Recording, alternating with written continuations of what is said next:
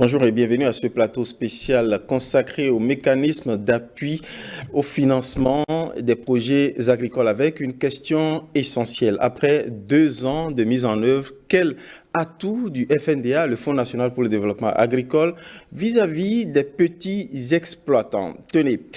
Le 29 juillet, 2 ans déjà, que le gouvernement a mis en branle le FNDA, le Fonds national pour le développement agricole, avec 100 milliards de financement mis à disposition du système financier pour l'accompagner dans le financement des activités agricoles. Succès au rendez-vous, 220 projets ont bénéficié de la facilitation, mais hélas, d'où la question justement du thème qui nous regroupe aujourd'hui.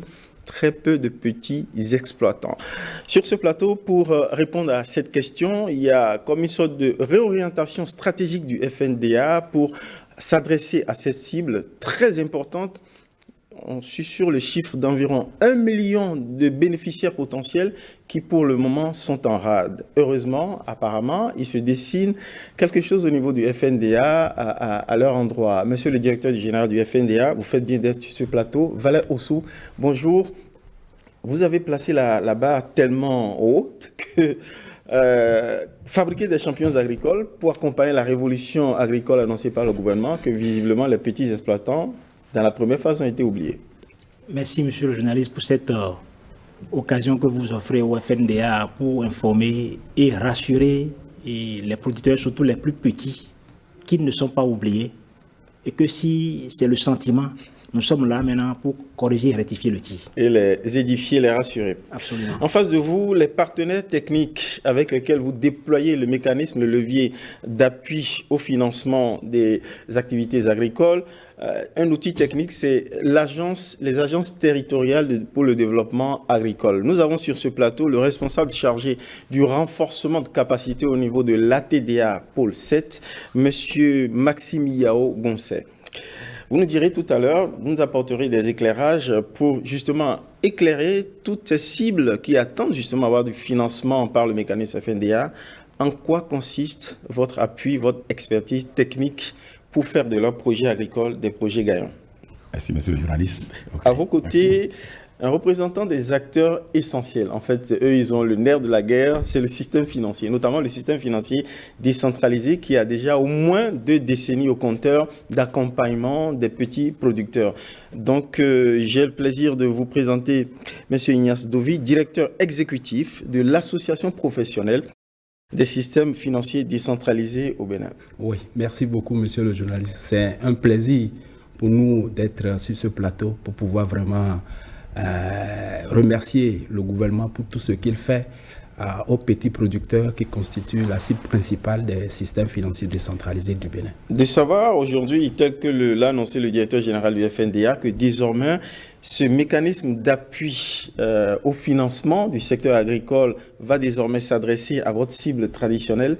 Pour vous, c'est tout bénéfice. Oui, c'est une aubaine et c'est pourquoi tout à l'heure, je remerciais déjà le gouvernement et tel que vous l'avez dit dans votre mot introductif. Au départ, le FNDA a mis la barre un peu plus haute, si bien que la cible des SFD, je ne dirais pas qu'elle a été délaissée, mais chemin faisant, pas elle suffisamment est adressée. Rattrapée, voilà. Alors, on va rapidement aller sur quand même, j'ai parlé du succès connu par le mécanisme FNDA au bout de 2 ans de déploiement, que sur toute la chaîne des valeurs, producteurs, transformateurs, même ceux qui sont dans la distribution, la commercialisation, on peut bénéficier du financement, j'allais dire, label FNDA. On va écouter l'un des bénéficiaires qui va nous confier un peu, au départ incrédule, mais à l'arrivée, son sentiment, sa satisfaction. Nous avions bénéficié du crédit FNDA. Le crédit FNDA qui véritablement, le ministre était passé ici en 2020, il nous parlait du crédit FNDA. On pensait que c'était une simple affaire, c'était de l'amusement, mais c'est devenu une réalité. Ce crédit FNDA nous a permis d'installer une unité de transformation de riz que bientôt vous allez découvrir. Et pour la première fois, il faut remercier le gouvernement. Pour la première fois, les banques ont accepté penser à l'agriculture. On avait des rêves, mais on éprouvait assez de difficultés pour y parvenir. Avec ce fonds, particulièrement avec surtout le taux d'intérêt, parce que c'est pour la première fois qu'une banque, disons commerciale naturellement, puisque nous ne disposons pas des banques agricoles au Bénin, accepte faire un crédit d'un taux de 1 chiffre. Vraiment, il faut l'avouer, le gouvernement est en train de faire de gros efforts pour le développement de l'agriculture. Désormais, vis-à-vis du secteur agricole, des crédits à 1 chiffre octroyés, des rêves désormais réalisés à bout de concrétisation. Combien de producteurs ou de porteurs de projets agricoles ont vu leurs projets, leurs rêves réalisés? Bien, merci, monsieur le journaliste. Après 2 ans, un petit bilan nous donne au total 201 projets financés. Et quand nous parlons de projets, c'est en termes de porteurs et en termes, disons, de volume, de sorte que si on doit raisonner en termes de producteurs effectivement touchés, impactés, nous sommes à 65 000. Les 201 projets sont en général portés par des groupes, des agrégateurs, ceux qui ont été capables, disons, de rassurer, disons, les banques et ou SFD. Et des 201, nous avons 49 qui ont pu bénéficier du fonds de bonification, lequel fonds permet, disons, d'abaisser davantage le taux d'intérêt jusqu'à 2%. On a 49. Et le montant total fait un peu plus de 10 milliards. 10 milliards? Oui, 10 milliards. Mais, en 2 ans. En 2 ans. Mais le défi qui se pose pour nous, c'est que quand nous voyons le nombre de petits producteurs touchés, nous sommes à peu près, disons, à 6%. Donc, on n'est pas encore au bout du compte, d'autant que le potentiel, comme vous-même l'avez rappelé tout à l'heure, c'est près d'1 million de petits exploitants agricoles, près d'1 million.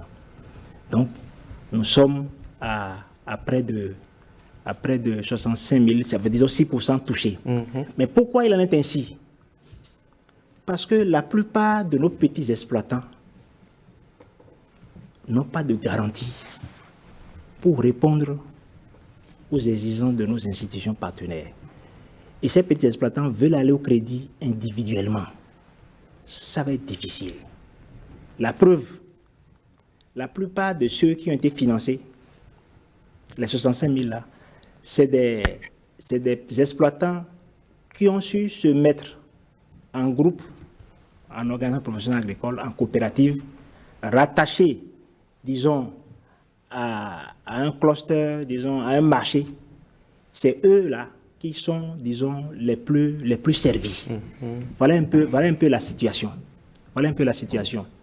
L'autre élément, c'est ce que nous révèle le RNA, le recensement national agricole, que le Bénin a réalisé pour la première fois de son histoire, depuis les indépendances. Et ce travail nous révèle que c'est seulement à peine 10 exploitants sur 100 qui appartiennent à une organisation professionnelle. La plupart évoluent individuellement. Individuellement. Or, si vous êtes petit et vous voulez évoluer individuellement, c'est normal qu'en face, le prêteur vous demande, mais rassurez-moi que le crédit va être remboursé. Et l'assurance, c'est vrai, la garantie n'est pas nécessairement, enfin, les titres fonciers, la garantie peut être aussi le marché, les débouchés. En groupe, vous avez à la fois la facilité du crédit, vous avez la facilité des intrants, vous avez la facilité du marché. En fait, c'est ce message que nous avons voulu porter en répondant à votre invitation ce matin à nos nombreux petits producteurs pour dire que le FNDA, ensemble avec ses SFD partenaires, se sont entendus pour que dès lors qu'ils sont constitués en groupe, tout au moins de 5 personnes, parce que pour créer une coopérative, avec la réglementation, c'est juste 5 personnes, vous avez dit, le SFD ne vous exige plus rien d'autre que d'appartenir à un groupe. Et puis vous avez le crédit. Pas de garantie foncière? Non. Ah, vous avez évolué? Vous avez le crédit. Vous êtes en groupe et vous apportez la preuve que ce que nous produisons a un marché. D'où l'idée de s'organiser en cluster. Voilà. On va y revenir. C'est un peu ça. On va y revenir. Je voudrais, c'est très intéressant que vous appuyez le doigt sur ce qui réfrénait un peu les financiers, les financeurs de projets agricoles, notamment quand les porteurs de projets viennent individuellement. Je vais donc interroger l'expérience de M. Ignace Dobib, qui représente ici le système financier décentralisé, pour nous dire en fait à quelles sortes de difficultés vous étiez confrontés face aux porteurs individuels de projets agricoles, de petits exploitants qui venaient vous demander du crédit en étant seuls. Oui, je crois que le DG du FNDA a bien souligné la difficulté quand il a commencé à parler de la garantie, parce qu'effectivement, les petits producteurs, en tant qu'acteurs individuels, n'ont pas les garanties que demandent les institutions financières et notamment les systèmes financiers décentralisés. Même avec leur terre? Oui, même avec leur terre, ils n'ont pas souvent les titres fonciers pour pouvoir être le propriétaire, le détenteur officiel de cette terre. Ils n'ont que les conventions de vente. Et nous connaissons comment est-ce que des fois ces conventions de vente sont délivrées et exploitées. Donc, tel qu'il a dit, du fait que les petits producteurs constituent la cible principale des SFD, les SFD ont une méthodologie pour pouvoir toucher cette cible. Et la méthodologie, c'est que cette cible soit formée en de petits groupes. Et déjà, autour de 5, on peut même parler, tel qu'il a dit, d'une coopérative agricole. Donc, quand ils viennent vers nous en étant en groupe, on le dit généralement, en groupe, on est plus fort. Quand ils viennent vers nous en étant un groupe, nous sommes tout à fait disposés à les accompagner. Parce que, écoutez, c'est notre cible. De par nos réalités, nous sommes beaucoup plus proches d'eux. Nous connaissons leurs difficultés et nous savons qu'ils ne sont pas tous détenteurs de titres fonciers. Donc, nous devons collaborer avec eux. Donc, quand ils viennent vers nous avec la caution solidaire, parce que étant dans un groupe coopératif, nous sommes tout à fait disposés à les accompagner. Donc, le fait qu'ils ne venaient pas, ils voulaient chacun avoir le crédit individuel sans présenter les sûretés nécessaires et sans nous montrer également qu'ils produisaient pour un marché. Qu'ils produisaient pour un marché. C'est tout à fait normal que les SFD puissent avoir cette réticence-là. Mais de manière intuitive, on sait que bon an, mal an, les spéculations alimentaires, agricoles font forcément un marché, de manière intuitive. Oui. Alors, pourquoi vous ne vous appuyez pas? Pourquoi cette intuition du marché ne vous rassure pas? Oui, mais cette intuition, elle n'est pas assez structurée, assez formalisée, parce que le petit producteur, il produit pour lui-même, pour prendre en charge sa famille, mais aussi produit pour un marché. Mais la relation entre le petit producteur et le marché n'est pas assez structurée, n'est pas assez formalisée. Si bien que, avec tous les risques qui sont liés aussi à la production agricole, il est vraiment difficile de financer un acteur individuel. Mais quand il se met en groupe, c'est plus sûr, c'est plus rassurant. Et tel qu'il a dit, ils peuvent avoir accès à l'intrant, ils peuvent avoir accès à un certain nombre de facilités en termes d'encadrement. Voilà, à des coûts compétitifs, parce que seul, il ne peut pas connaître toutes les réalités du marché. Donc, ça nous rassure. La caution solidaire jouant, mais ça nous rassure. Donc, on peut véritablement réserver une suite favorable à leur demande. Il me plaît qu'on clarifie un peu le concept sans monter sur de grands chevaux théoriques. Quand on parle de petits producteurs, petits exploitants agricoles, on reviendra aux start-up, ceux qui démarrent et voilà, qui sont des primo-entrepreneurs agricoles. Alors, dites-nous, monsieur le directeur général du FNDA, quand on parle de petits exploitants agricoles, à quoi peut-on reconnaître, à quelle capacité de production peut-on reconnaître et identifier justement cette catégorie-là de producteurs? Très bien.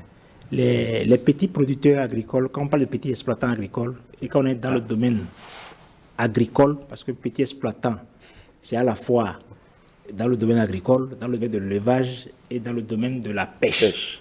Donc, c'est la terminologie consacrée pour regrouper ces trois catégories. Parce que quand on dit producteur tout court, on peut penser que C'est seulement au niveau on peut penser que ceux qui sont dans la pêche ou bien ceux qui sont dans l'élevage sont exclus. Donc, on préfère le mot exploitant agricole pour générer tout ça. C'est ça. Alors, le petit, lorsqu'on est dans le domaine agricole, par exemple, c'est celui qui exploite demi ou 1 hectare au maximum et qui n'a pas besoin de beaucoup de ressources. Beaucoup. C'est en général même entre 100 000 et maximum 400 500 000 francs. Maximum. Et leur solution, ce sont les systèmes financiers décentralisés. Pour qu'on leur apporte une banque, cela suppose qu'ils sont suffisamment organisés, la taille constitue une masse critique, un gros volume de financement. C'est à ce moment que la banque peut vraiment intervenir pour leur apporter du financement avec l'appui du FNDA. Naturellement. Alors, je viens vers l'ATDA, premier guichet auquel s'adressent les porteurs de projets. Lorsque je suis un petit exploitant agricole, je viens frapper à vos portes, à votre guichet, ça vous pose un petit problème de structuration de leur projet? Le financement de l'agriculture est un facteur déterminant pour le développement des chaînes de valeur agricoles. Et lorsqu'on a un meilleur produit financier, ça permet également de rendre compétitif le secteur agricole. Ça, c'est ce qui a fait que l'ensemble des gouvernants, ayant compris, ont toujours investi dans le financement donc, de l'agriculture. Vous devez constater que dans le passé, il y avait des programmes qui mettent en place directement des ressources sans passer par les professionnels. On a eu beaucoup de situations, notamment les impayés. Les professionnels, à partir de 2020, à partir de l'année 2000 déjà, on commence par nous accompagner et on contribue à travers les lignes de financement dans les projets programmes à être regardant cette question. Et si là-dessus, les acteurs sont obligés de répondre au moins à 2 critères. Il y a d'abord la qualité du dossier et la crédibilité du demandeur. Et c'est cela. Alors, si je suis petit exploitant agricole, j'ai un dossier de production, je dis n'importe quoi, je dis le manioc, le maïs ou bien le soja. Bon, le soja, son marché est là, l'offre n'arrive même pas à satisfaire la demande. Très bien. Petit producteur, je viens frapper à votre porte. On est prêt à s'assurer que ça va être écoulé. Maintenant, la crédibilité, c'est là que le problème se pose. On est assuré que ça doit être écoulé. Oui. Il faut donner la preuve que la mise en marché a toutes les garanties. Oui. Et c'est ça, c'est sur ça. Oui. Si vous venez avec un contrat d'achat, le problème est réglé. D'accord. Ce n'est pas évident dans le secteur que les contrats d'achat existent. Et c'est sur ça que davantage nous voulons investir. Alors, quand les petits producteurs, puisque les petits exploitants agricoles, puis c'est d'eux qu'il s'agit aujourd'hui, 1 million, il faut s'adresser à eux, leur donner la chance de participer à cette révolution agricole, de développer aussi leur business et de passer peut-être de leur statut au statut de entrepreneur agricole de grande envergure. Comment est-ce que vous les accompagnez? Très bien. Et merci beaucoup. Et je voudrais aussi ajouter qu'après les différents efforts qu'il y a eu, le FNDA est venu aujourd'hui pour davantage apporter beaucoup plus de solutions dans le secteur. Et les questions de taux d'intérêt ont été revues. Bien sûr, on a eu le témoignage. L'appréciation même des garanties, ça se fait autrement par rapport et par le passé. Mais comme vous l'avez dit, juste là, on a eu des résultats, mais on veut davantage aller loin. Et dans ce sens-là, avec le FNDA, on s'est convenu aider les petits producteurs à structurer leur projet pour aller davantage loin, de manière pratique. Ils sont tout attentifs à entendre comment, de manière pratique, quand ils viennent avec leur petit projet, vous les aidez à structurer pour pouvoir bénéficier du financement après. Aujourd'hui, nous sommes convenus sur un mécanisme qui permet de mieux les épater. Et ce mécanisme-là met l'accent sur 3 aspects. Le premier aspect, c'est professionnalisation du demandeur de crédit. Deuxième aspect, on doit travailler à meilleure adhésion des petits producteurs, même les moyens, à des modèles d'affaires économiques viables. Et troisième aspect, c'est l'amélioration de l'offre de financement. Au niveau donc des ATDA, nous nous positionnons beaucoup plus sur les 2 premiers aspects. C'est-à-dire professionnalisation du demandeur de crédit. Voilà. Et deuxième aspect, meilleure adhésion des exploitants agricoles au modèle économique viable. Lorsque ces 2 aspects-là sont réglés, absolument, nous avons le producteur à meilleur profit pour gagner donc le crédit. Par rapport à la professionnalisation, je mets l'accent sur 2 choses. Premièrement, il faut renforcement de capacité pour que le petit exploitant puisse savoir comment tenir les documents de gestion du crédit qu'il a reçu. D'accord. Nous travaillons sur ça là. Et nous travaillons également par rapport aux organisations. Et s'il est analphabète, comment Il y a des accompagnements adaptés à des exploitants agricoles qui ne sont pas instruits. Il n'y a pas de problème par rapport à ça. Très bien. Et toujours au niveau de professionnalisation, il faut que le dossier de financement soit bien monté. Et là-dessus, aujourd'hui, nous travaillons pour mettre en place quelques cellules au niveau donc des ATDA qui seront appuyées par des personnes ressources que nous allons sélectionner. Mais je voudrais à ce niveau mettre l'accent sur le fait que ceux qui peuvent avoir les dossiers de financement, ceux qu'on peut accompagner par rapport aux dossiers de financement, il y a 3 catégories. Il y a des exploitants agricoles qui sont des entrepreneurs qui disposent déjà de beaucoup de capacités, qui peuvent porter eux-mêmes l'élaboration de leurs projets. Il y a des exploitants agricoles qui ont des niveaux de montage de dossiers très appréciables, qu'on a fait quelques coachings à leur niveau pour les renforcer, pour les permettre eux-mêmes de porter l'élaboration. Il y a d'autres qui n'ont ni moyens, ni la capacité. Ceux-là, nous les prenons en charge. Mais on les prend en charge, mais encore avec ciblage. C'est ceux qui sont sur le terrain, déjà ont démarré une activité, ou sont disposés à accepter donc, les innovations techniques qu'il y a dans le secteur. Et il y a les startups aussi qui sont intégrés dans ce domaine-là, parce qu'eux déjà, ils ont le background nécessaire déjà sur le terrain. Le deuxième volet, après la professionnalisation dont il a parlé, il y a le fait qu'il faut intégrer, travailler à une meilleure adhésion des acteurs dans les modèles économiques viables. Le modèle économique viable dont on parle n'est rien d'autre que le produit et son marché. C'est ça. Le produit et son marché, comme le représentant de SFD l'avait déjà dit. Sur cette question, nous voulons avoir le regroupement en quelque sorte des acteurs qui ont un réseau qui permet de commercialiser le produit. Et au même moment, qui travaillent à la commercialisation de ce produit-là, il y a le développement d'un certain nombre de services intrants, financement, y compris même le marché.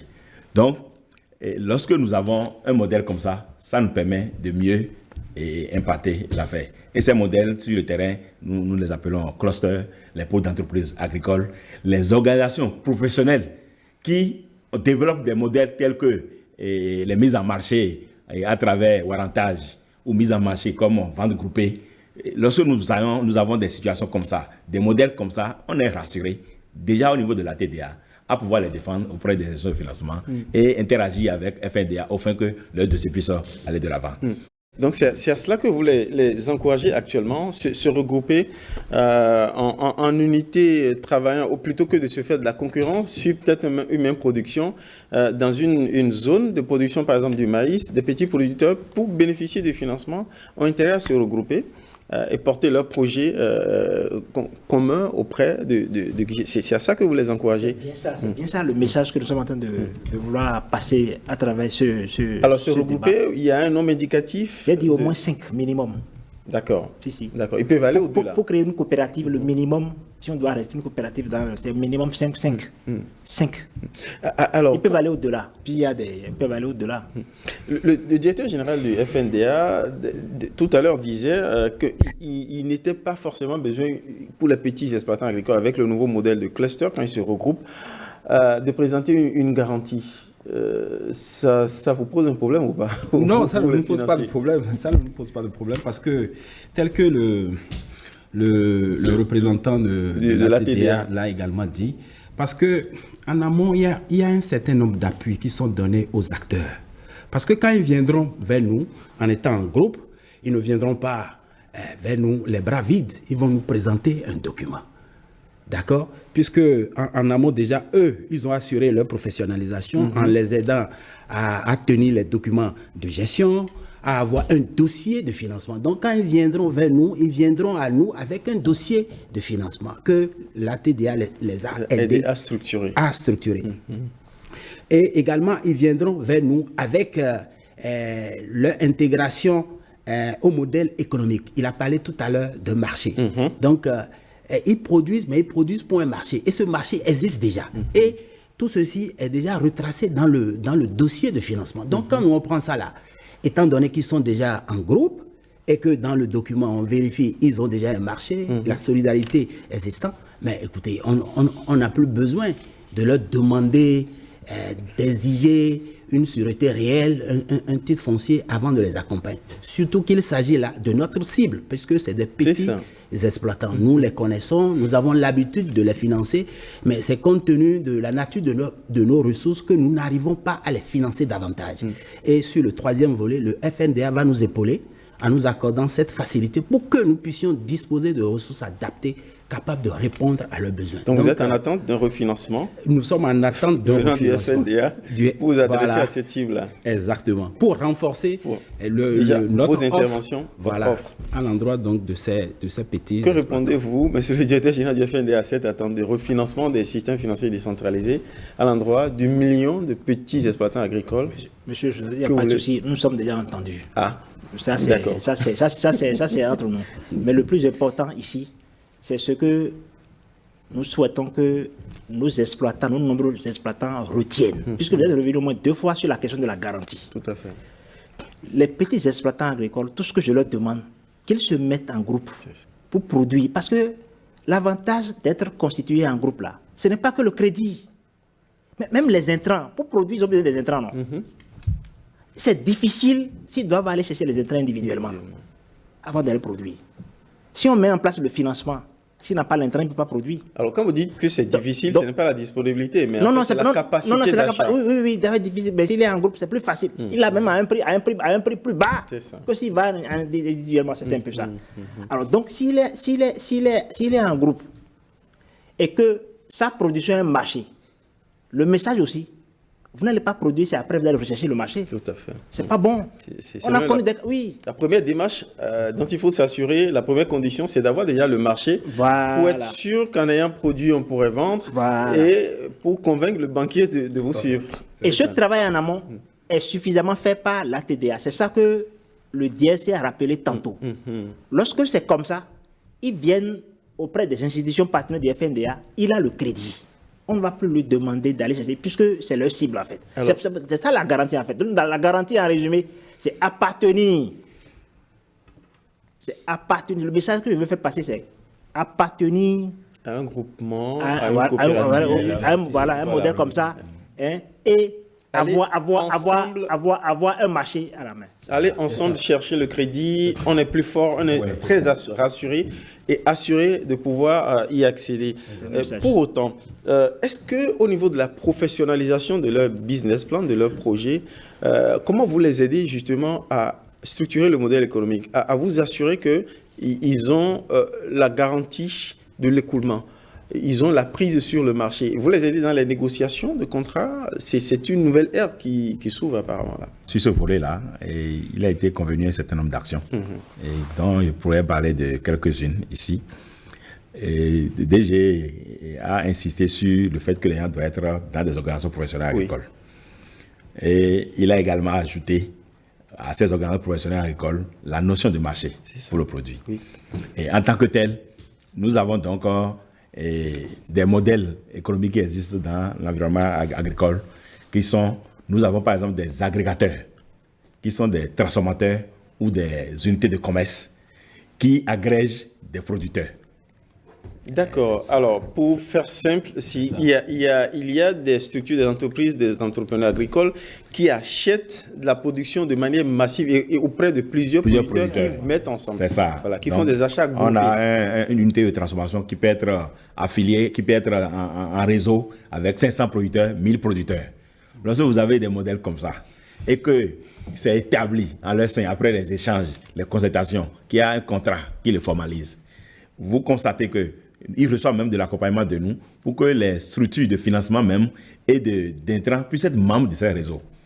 Et tout ça allait être discuté en son sein. L'institution de financement est présente et constate les échanges et est rassuré déjà que le produit du producteur vient chez l'agrégateur et il achète d'office et lui met donc les ressources en place à la fois pour renforcer l'agrégateur et renforcer les agrégés qui sont les producteurs. Donc c'est un modèle comme ça qui déjà existe sur le terrain. Aujourd'hui, nous avons donc des agrégateurs qui, en leur propre sein, à leur propre niveau, mettent en place crédit intrant et mettent en place crédit même de financement, quelques financements pour supporter la main d'œuvre et consort auprès des producteurs.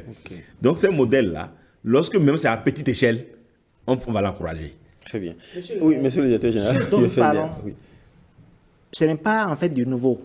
Il y a des expériences. Justement, les quelques-uns qui ont été financés, qu'on a indiqué là, c'est grâce à ces modèles-là qui ont été financés. Et nous voulons amplifier en fait. On veut amplifier et encourager nos petits producteurs, nos petits exploitants agricoles, disons, à suivre ce modèle sur lesquels nous allons davantage communiquer. Donc, ce à quoi vous encouragez les petits exploitants agricoles, c'est de sortir de leurs petits égoïsmes individuels, de leurs petits modèles individuels pour aller vers des modèles qui vont les renforcer, les rendre plus forts lorsqu'ils se mettent ensemble. C'est ça le message. Chiche pour les petits exploitants agricoles que vous encouragez à se mettre ensemble en cluster. Quand on a fini de dire ça, il y a plusieurs jeunes qui sortent de nos écoles agricoles, qui ont des profils de techniciens agricoles, qui ont fait des structures comme Songaï et qui sont en quête, qui ont des projets, des rêves de projets agricoles, d'entreprises agricoles, qui n'arrivent pas à les réaliser. C'est les startups. Comment est-ce que vous vous adressez à cette cible-là? Bon, vous avez parlé de plusieurs choses. Si c'est les jeunes aussi ont besoin, franchement, d'être organisés. Si c'est des startups, parce qu'effectivement, on a un problème avec les startups qui ont de très belles idées, de très bons projets, mais malheureusement, nos banques ne sont pas en train, disons, de réagir comme on le souhaite. Et le FNDA est en train de réfléchir pour apporter une solution beaucoup plus innovante à cette catégorie, disons, de bénéficiaires. Et cette solution, je vous prie, monsieur le journaliste, de nous donner l'occasion une autre fois pour développer, disons, à l'endroit, disons, des startups agricoles qui sont en train de nous solliciter. Ce qui est sûr, vous y travaillez, on y travaille. Pourquoi au modèle d'accompagnement à mettre en place. Exactement. Pourquoi? Parce que ces startups, en fait, n'ont aucune expérience à faire valoir auprès du banquier.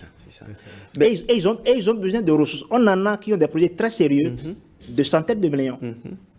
Il y en a très sérieux. Mais la banque dit, bon, je n'ai jamais vu ça. C'est ça. Mais est-ce que pour autant, on ne pourrait pas aussi les encourager à aller vers une structuration collaborative, se mettre ensemble et mettre ensemble des compétences pour pouvoir s'adresser? Justement, et déjà, le start-up doit se considérer comme un exploitant agricole. C'est ça. Exactement. Et à venir en milieu réel. C'est ça. L'exploitant agricole qui travaille à évoluer dans un réseau, le start-up aussi est concerné par rapport à ça. Sinon, pour le financement aujourd'hui, lorsque vous ne démarrez pas, c'est vraiment un problème pour nous. Donc, il faut qu'on te voie en activité. Dans un minimum et tu démontres le fait que tu veux aller à l'échelle et tu es accompagné. Et comme le DG l'a dit, ça serait davantage approfondi pour qu'il y ait des kits spécifiques pour ces acteurs. Monsieur Ignace Dovi, qui représente ici les systèmes financiers décentralisés, est tout enthousiaste par rapport au redéploiement du FNDA à l'endroit de sa cible traditionnelle, les petits exploitants agricoles. Mais est-ce que c'est le cas auprès des autres acteurs du système financier décentralisé? On en a rencontré 3, on va les écouter. Salomon Saliou, directeur général du CEPEC, de la CEPEC, c'est une coopérative du système financier décentralisé. Alpha Djobo, directeur exécutif Agrifinance. Issaka Ladjissidi, directeur de l'exploitation de Padme SA. On va les écouter. On a mieux compris l'approche dans le financement agricole. Ce qu'il faut retenir de façon globale, je crois qu'à travers le FNDA, on est en train de mettre en place une stratégie pour accroître, n'est-ce pas, donc la portée des SFD en général, des SFD partenaires du FNDA, dans le domaine agricole. Aujourd'hui, les ressources sont plus adaptées. Premièrement, le remboursement est calé, n'est-ce pas, donc sur la spéculation de chaque filière. Donc, c'est au vu de chaque filière, le cycle de production que nous allons rembourser. Je crois que c'est déjà un gros pas. C'est déjà un élément très important pour le développement du secteur agricole dans notre pays. J'ai espoir qu'avec le dispositif actuellement mis en place de façon progressive, je crois que le volume en matière de financement agricole va, d'ici 2 ans, on va commencer par sentir l'effort. L'ancienne approche, il avait trop d'exigences. Il fallait financer, présenter les dossiers après et on vous refinance. Alors comme nous sommes des institutions de microfinance, nous avons un problème fondamental. Et le problème fondamental de nous, les institutions de microfinance, c'est le manque de ressources. Donc on n'avait pas de ressources. Mais aujourd'hui, avec cette nouvelle approche, on est en train de faire les pas. Les pas, ça a un peu allégé la première approche, où aujourd'hui, on a des lignes de refinancement.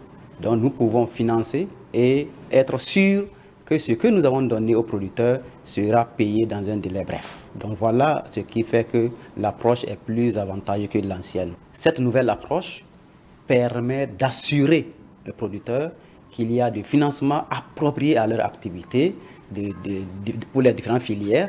Il peut compter donc sur les institutions de microfinance. Le FNDA a enfin entendu le cri d'alarme des FD. Avec l'ancienne formule, la plupart des demandes viennent des petites et moyennes entreprises. On reçoit rarement les demandes des micro vraiment entreprises, alors que c'est notre cible. Et si bien que vous allez voir, si vous regardez un peu les statistiques, le produit n'a vraiment pas pris. Mais avec ce que j'ai vu aujourd'hui, c'est évident que les jours à venir, nous aurons des demandes. Parce que ça prend en compte, en fait, les petits producteurs. Nous demandons aux producteurs agricoles de se rapprocher des SFD. Parce qu'aujourd'hui, le produit a été remodelé. Et les facilités sont là. Ils seront servis dans le délai. Ils seront écoutés. FNDA, après 2 ans, n'a pas véritablement pris jusque-là au niveau des petits producteurs. Vous corrigez ça désormais. On veut en savoir davantage sur le mécanisme. Alors, quand il a été annoncé par l'un des bénéficiaires, certainement une entreprise agricole, que les taux ont été bonifiés jusqu'à 1 chiffre. Ça va être le cas pour les petits producteurs. Expliquez-nous un peu comment ça se présente, le nouveau produit. Merci beaucoup. En fait, ce que le premier élément indiqué là, oui. Le producteur qui témoignait... Lui, il a reçu son prêt à la banque. C'est avec la banque que c'est calé un chiffre. Un chiffre. C'est calé comme ça. Avec les SFD, les producteurs gagnaient beaucoup. Parce que autrefois, je crois que le directeur va confirmer, le taux était entre 18 et 24% là. Avant l'avènement du FNDA, avant ce normal. Mais ce qui est convenu avec la SFD, le taux ne dépassera pas 12% l'an dégressif. On est à peu près, disons divisé le taux par deux, en quelque sorte. Donc dégressif, ça veut dire sur le capital restant dû. La durée, c'est de 1 mois à 36 mois. Ça fait maximum 3 ans, maximum. Pour tout rembourser. Pour tout rembourser. Ça dépend de la filière, de la spéculation et des exigences en fait. C'est ça. Quelqu'un qui veut financer un producteur d'ananas ne va pas demander un prêt sur 3 ans. On sait que l'ananas c'est maximum 18 mois. 18 mois, oui. C'est un peu ça. Le remboursement aussi est structuré en fonction des réalités, disons des flux de revenus, disons de l'exploitant. On ne va pas demander à un producteur d'ananas de prendre du crédit et de commencer par rembourser au moins le mois. C'est pas possible. Voilà. Et puis le montant est plafonné à 50 millions. Nous travaillons avec environ 18 SFD. Et quand je dis 50 millions, ce n'est pas tous les SFD partenaires qui donnent 50 millions. Ça varie. Il y en a qui sont plafonnés à 20, d'autres sont plafonnés à 10 millions. Mais au maximum, c'est 50 millions. Toujours pour les petits exploitants. Si. Mais écoutez, quand vous êtes organisé en groupe, effectivement, et puis vous venez, mais de toute façon, je vais dire, le besoin du petit, c'est maximum 500 000. Voilà. Donc ça veut dire quand ils viennent en groupe, c'est en groupe ils viennent, mais individuellement, voilà. Ça prend de l'envergure, le besoin de financement. C'est un peu ça. Donc voilà un peu comment le nouveau. Donc le taux 12%, ça ne dépasse pas 12%. Et c'est là où ce que les DG ont annoncé tout à l'heure, ça, des systèmes financiers qu'on a. Rassure tout le monde pour dire que désormais, s'ils viennent taper à ces guichets-là, ils auront le crédit à 12%, pas plus. Parce que vous venez derrière. Voilà, on vient derrière. Au lieu de 18 ou 24%, comme par endroit. C'est un peu ça. Ok. Très bien. Et par rapport au mécanisme ordinaire, vous pouvez nous rappeler un peu le fonctionnement du mécanisme ordinaire du FNDA pour appuyer les entrepreneurs agricoles. Il y a beaucoup qui disent qu'ils vont soumettre leur projet, mais ça ne passe pas. On leur dit, des fois, ça peut mettre 1 an, 6 mois avant que le crédit ne soit mis en place. Or, le temps agricole de l'exploitation, de la production, ça n'attend pas, justement. La production n'attend pas, les cycles n'attendent pas.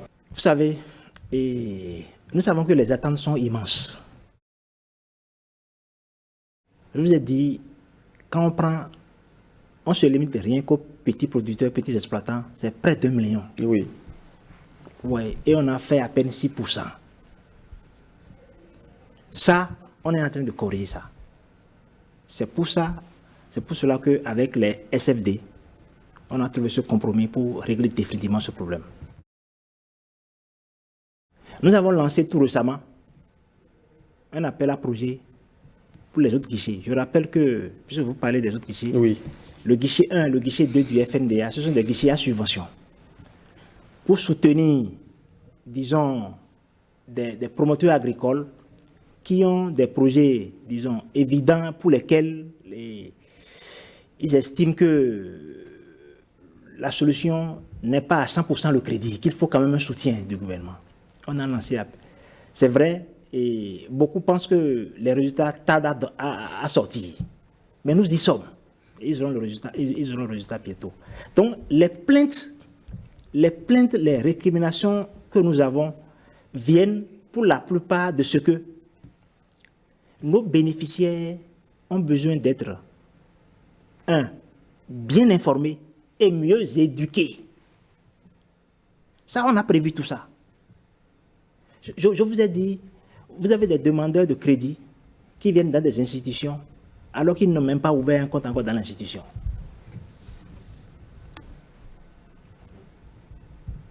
Ils n'ont même pas encore ouvert dans l'institution.